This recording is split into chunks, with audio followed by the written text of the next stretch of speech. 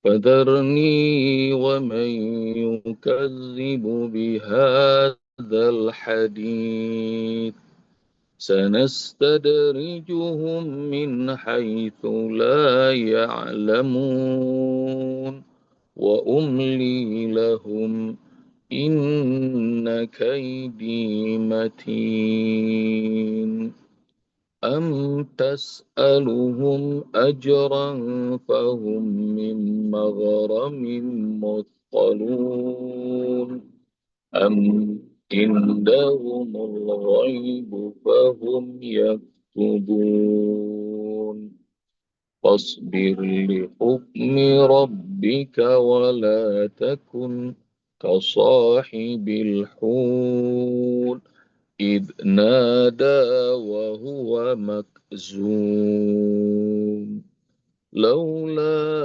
أن تداركه نعمة من ربي لنبذ بالعراء وهو مذموم فاجتباه ربه فجعله من الصالحين وإن يكاد الذين كفروا ليزلقونك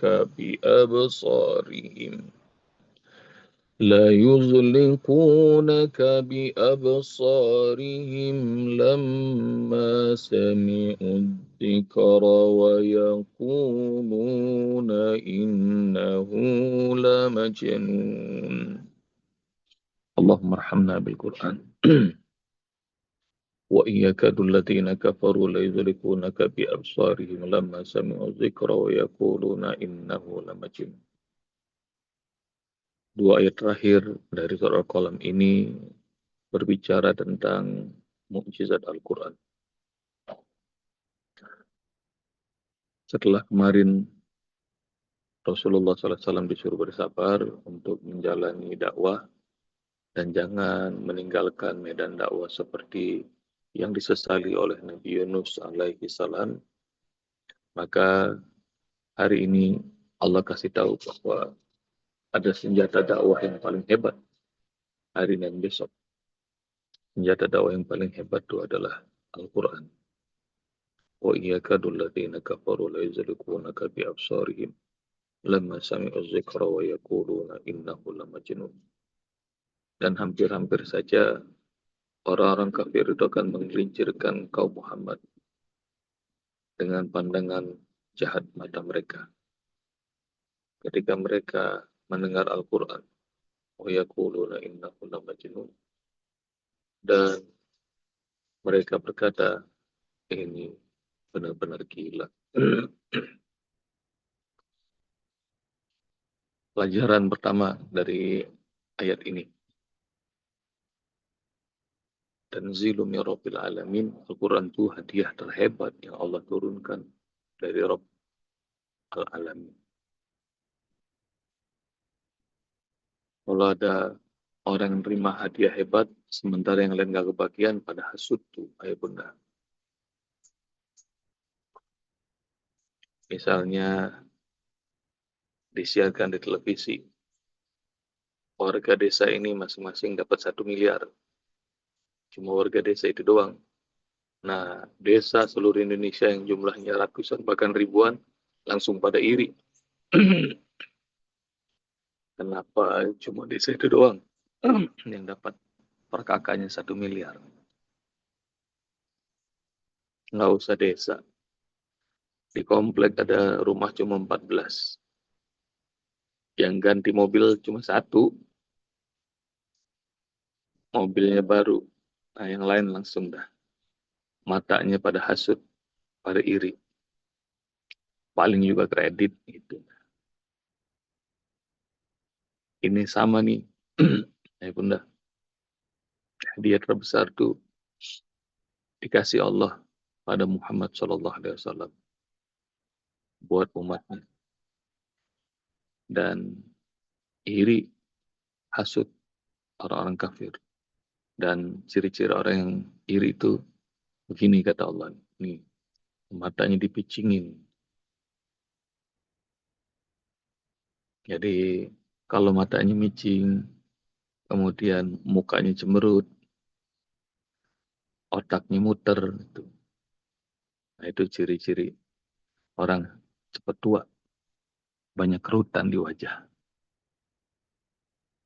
Makanya ngapal Quran sama usbab nggak boleh pakai micing-micingin mata, nggak usah bikin otak puyeng.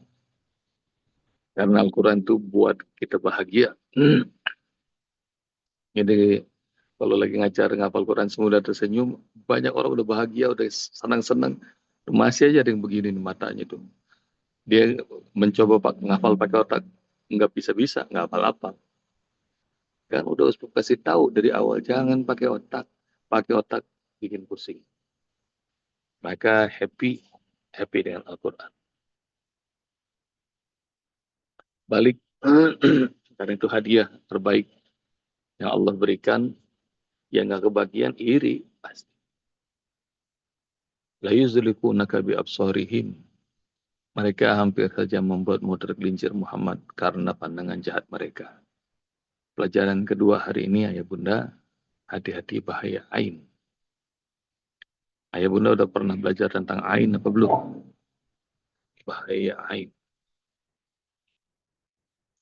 Apa ain itu? Ain itu sakit yang dikirim karena gelombang otak dan pandangan mata orang-orang jahat. Dan Rasulullah SAW bersabda, nanti ayah bunda cari, ain itu benar-benar ada. Dan kalau ada sesuatu yang bisa cepat datang, hampir mengalahkan takdir, itu ain. Pandangan mata jahat orang-orang.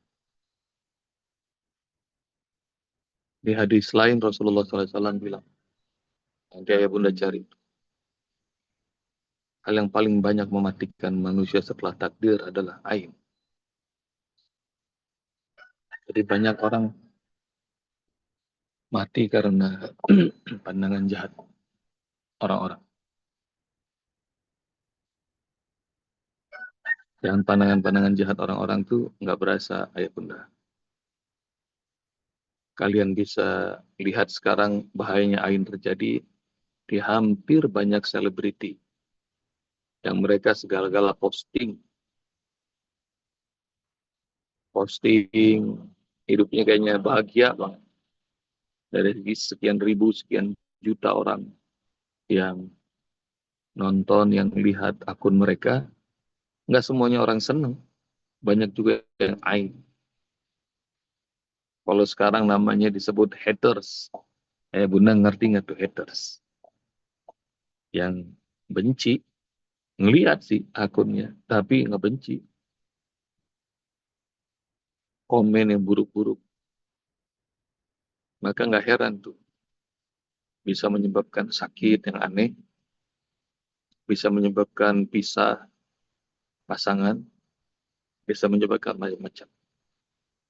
Dan ain itu, ayah bunda, tidak hanya berlaku yang biasa-biasa saja. Dalam urusan dakwah, nih, dalam urusan ngajar Quran, Allah sebut tuh, wa iyyaka alladziina kafaru la yusliqunaka bi absarihim. Ngajar Quran aja, Rasulullah, orang-orang pada ain, pada hasud, bahaya. Hampir engkau tergelincir Muhammad karena bahaya pandangan mata mereka. Jadi rupanya mata itu memancarkan energi. Kalau energi buruk yang ada di otak manusia dikumpulin, kemudian dilihatin ke kita, itu energinya itu akan sampai, dan energi negatif itu akan berbahaya pada diri kita. Lalu bagaimana cara nangkalnya? Cara nangkalnya serahin pada Allah. Di ayat 100 awal tentang bahaya sihir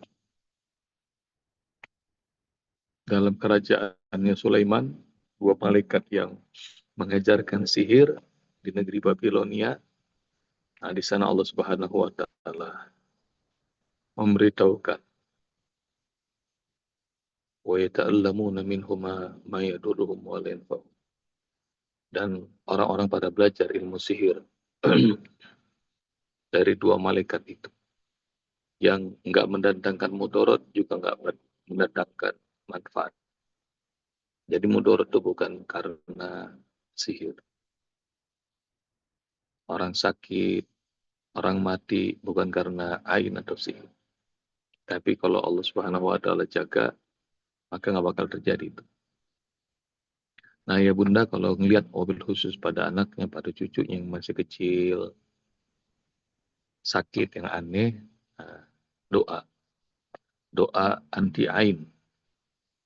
A'udzu bikalimatillahi tammah min asyaitonin wahamah, min kulli syaitonin wahamah, wa min kulli ainin lamah.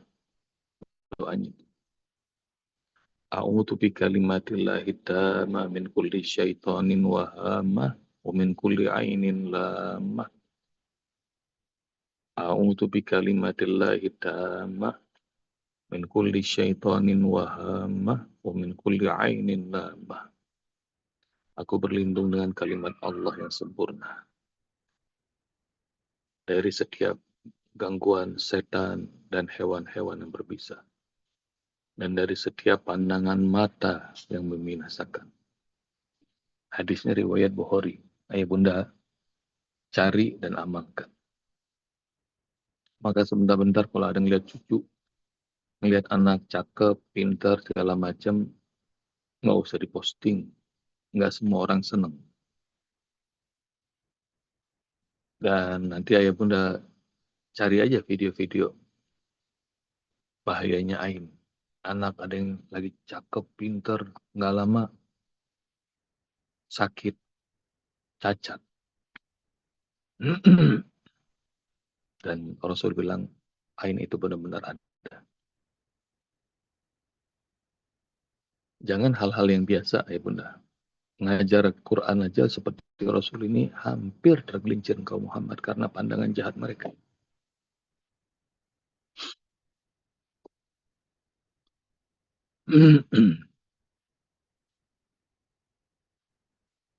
Tapi kalau ngajar Quran, nggak ada yang sebel, itu tandanya ngajar Quran ini masih biasa-biasa saja. Jadi kalau sampai ada kita ngajar Quran, ada yang sebel, nah itu tandanya. Ini insya Allah udah benar. Setan udah kagak nggak senang. Jadi berlindung kepada Allah dari semua gangguan. Lama sami'u zikr wa yaquluna innahu lamajnun. Lama sami'u zikr, ketika mereka mendengar Al-Quran. Dengar Al-Quran tuh ya Bunda, ini poin yang ketiga, mendengar Al-Quran. Mendengar Al-Quran tuh buat orang yang beriman tuh, dia obat, dia terapi, dia sehat, dia bahagia, dia kenikmatan, ketenangan, segala-gala. Allah menyebutnya az-zikr dalam surah Ar-Ra'd ayat 20-an, alladzina amanu wa tatma'innu qulubuhum bi dzikrillah, ala bi dzikrillah tatma'innul qulub. Orang-orang yang bisa tenang hatinya adalah orang-orang yang beriman. Hati mereka bisa tenang karena bizikrillah. Mengingat Allah. Ketahuilah hanya dengan mengingat Allah, hati jadi tenang.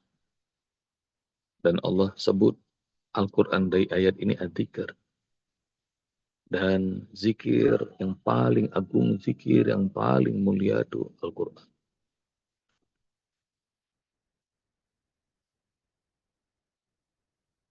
Nanti ayah Bunda cari kalau nggak percaya tentang kedahsyatan Al-Quran dibanding semua zikir.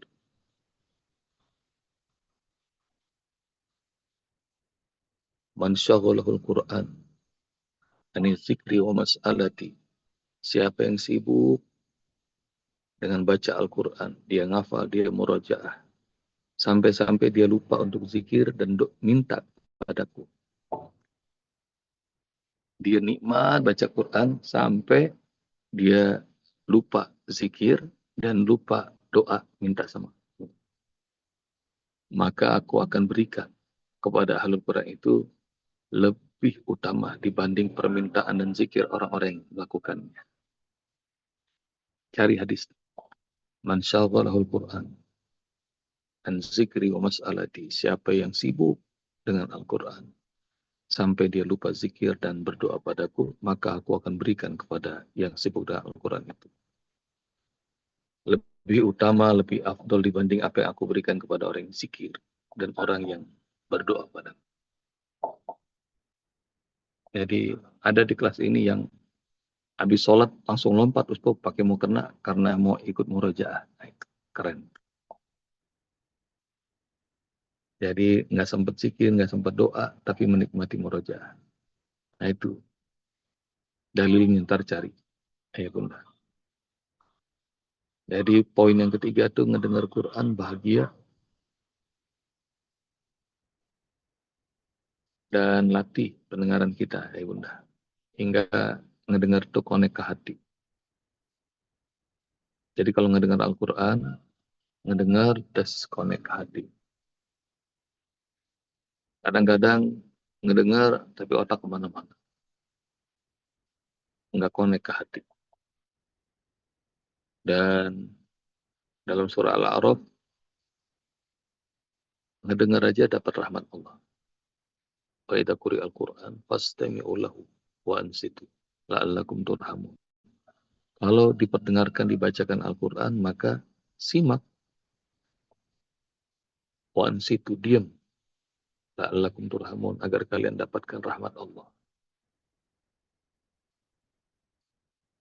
Dengar aja, rahmat Allah diberikan. Cuma dengar Al-Quran. Surah Al-A'raf ayat sekian. Ayat 100-an sekian. Ayo bunda cari. Bahkan, jangankan manusia, orang beriman. Hewan-hewan aja senang dengerin Al-Quran. Tumbuh-tumbuhan senang. Besok kita akan bahas tuh dalil bahwa seluruh alam senang. Wa ma huwa illa dzikrun lil alamin. Al-Quran itu anugerah. Al-Quran itu pelajaran buat semua alam. Jadi jangankan manusia. Jin senang beriman. Kita sudah lewati surat Al-Jin. Dan jadi orang beriman tuh mendengar Al-Quran bahagia, senang. Tapi orang yang tidak beriman itu dia. Lama sami'u zikr. Mereka itu enggak senang, resah. Seperti jin kafir, kalau ada dalam tubuh manusia, ada dalam rumahnya orang beriman, kagak betah, marah-marah, ngamuk-ngamuk. Bunda pernah diruqyah atau ngeliat orang diruqyah nggak? Pernah lihat nggak? Orang yang diruqyah itu, kalau ada jinnya ngamuk, padahal yang dibacain Al-Quran biasa aja. Ngamuk sengamuk-ngamuknya. Maka kalau ada orang yang mendengar Al-Quran marah, ngamuk, itu pasti ada jinnya, ada setannya. Itu. Saya pernah cerita nggak tentang preman ngamuk karena ngedengerin metode kauni? Udah kan, pernah ceritain kan? Yang berangkat umroh akhirnya. Ngamuk-ngamuk. Kenapa? Karena semalam dia habis mabuk.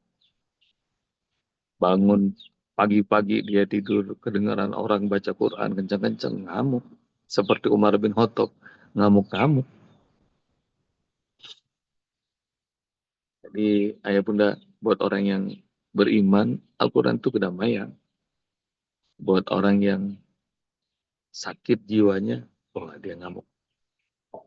Yang keempat, wa yaquluna innahu lamajnun, dan ucapan mereka itu terhadap Rasulullah yang ngajarin Al-Quran, innahu lamajnun. Gila si Muhammad. Kalau ada orang hari gini menghina Rasulullah, bilang gila, pasti seluruh muslimin marah sedunia.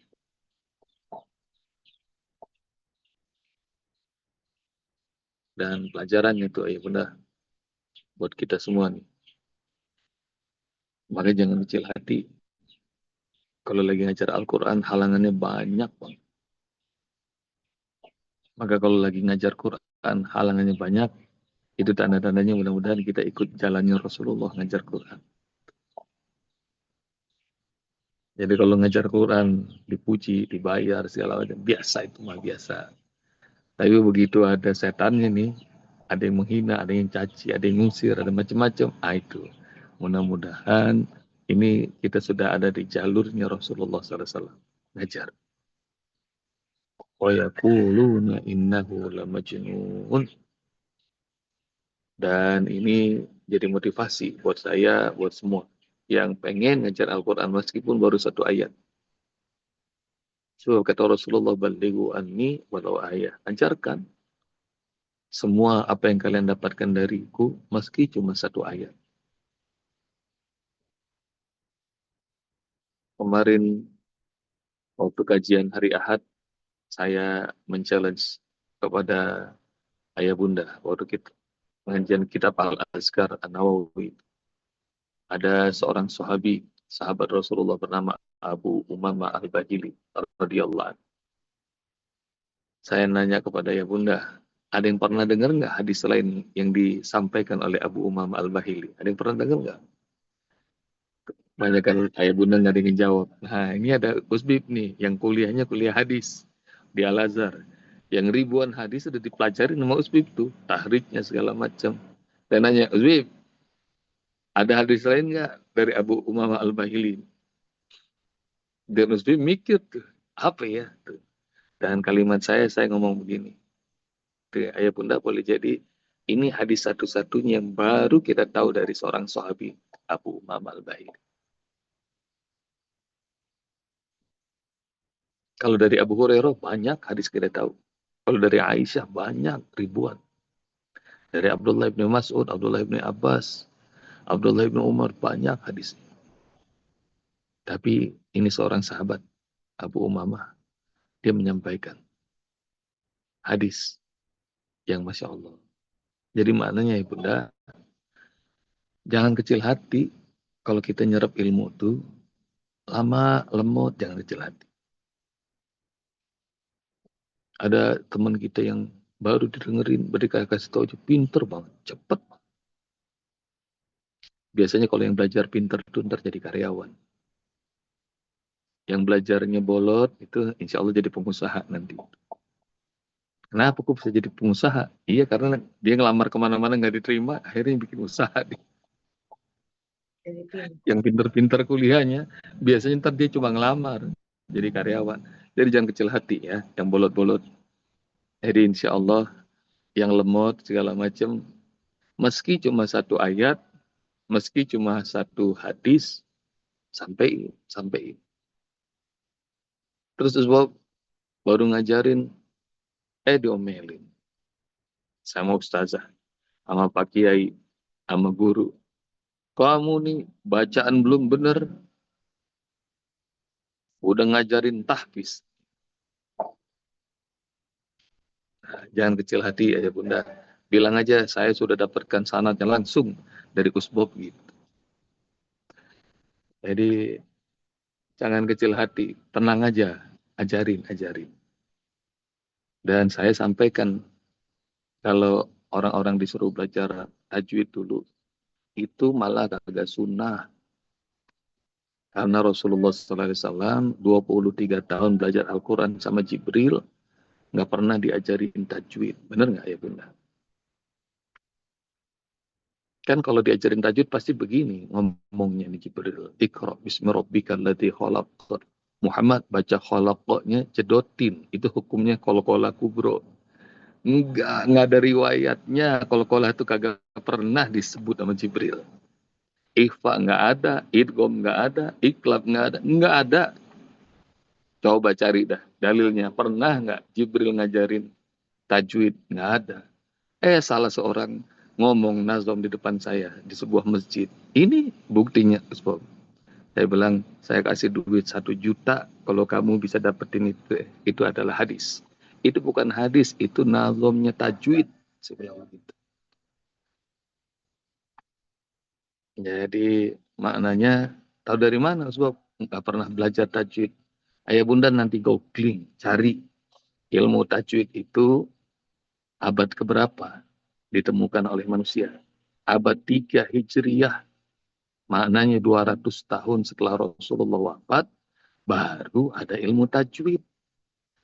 Jadi lalu bagaimana cara belajarnya Al-Quran? Cara Jibril ajarkan Rasulullah itu langsung tahfiz. Dan Rasulullah juga ngajarin para sahabat tahfiz. Dibacakan, mereka ngikutin. Bacakan, mereka ngikutin. Seperti Ustaz bacakan ayat hari ini, ayah bunda ngikutin. Dan habis itu kemudian kalau sudah nikmat diulang-ulang tahu, nah baru tuh lihat tulisannya. Salam rahmatullah.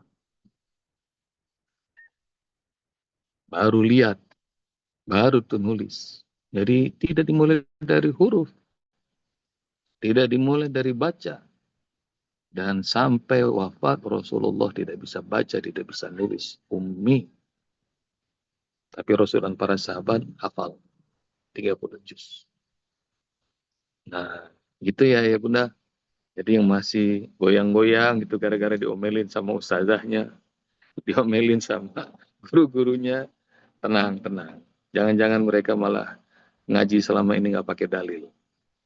Jadi yang paling benar ngaji itu ngikut cara Rasul. Pengen tahu lagi bagaimana Rasulullah ngaji dengan Jibril surat 75 tuh. Sudah pernah, sudah sering diulang. Surah Al-Qiyamah ayat bunda udah pada hafal. Ayat 16 sampai 19. La tuharrik bihi lisanaka lita'ajjala bih. Inna alaina jam'ahu wa qur'ana fa idza qara'nahu fattabi qur'ana summa inna alaina bayan. Nggak diterima karena ada gerakannya. Nah, gerakannya itu bunda sekalian, ayah yang dirahmati Allah, sama dulu Al-Quran juga nggak ada harokatnya.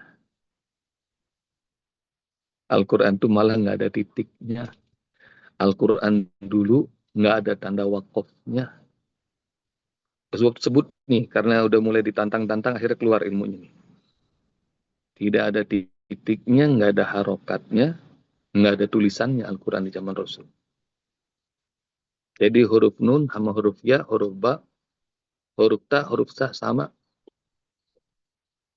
Jadi ketahuilah bahwa jangankan di zaman Abul Aswad Ad-Duali yang bikin tajwid itu, pasti gempar seluruh dunia. Karena bid'ahnya nggak ada di zaman Rasul. Ilmu tajwid. Tanda wakaf nggak ada di zaman Rasul. Maka ulama yang menemukannya pasti awal-awal tidak diterima.